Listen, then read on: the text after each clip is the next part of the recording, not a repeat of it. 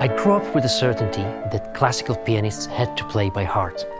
From my first concert at the age of 7 and until just a few years ago, I spent a large part of my musical life memorizing and rememorizing pieces for concerts.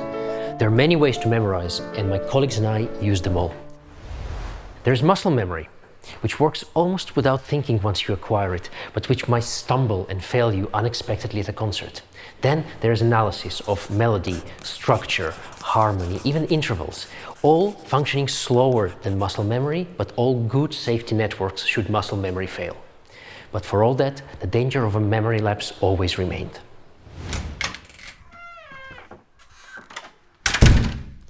Yet, if we go back 2 centuries, expectations were the exact opposite. You had to play from a score.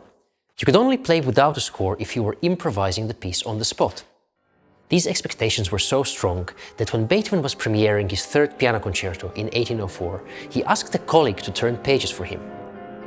This colleague, Ignaz van Zyfried, later recalled that there was almost nothing in these pages apart from a few Egyptian hieroglyphs which nobody but Beethoven could decipher. So it was his own composition, he knew it by heart, and even then he felt this pressure to put on a show of playing from a score.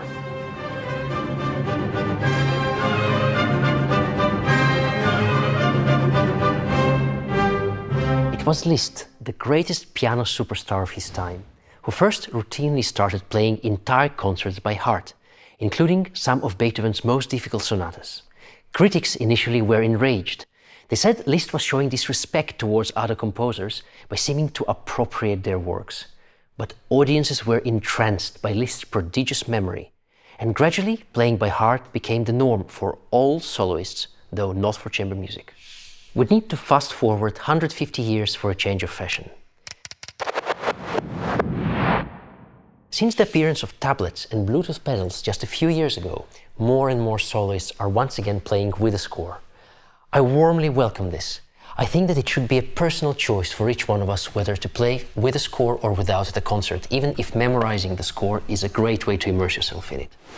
I also started playing with a tablet since 2018, and I've since come to realize that neither audiences nor promoters cared whether I used the score or not.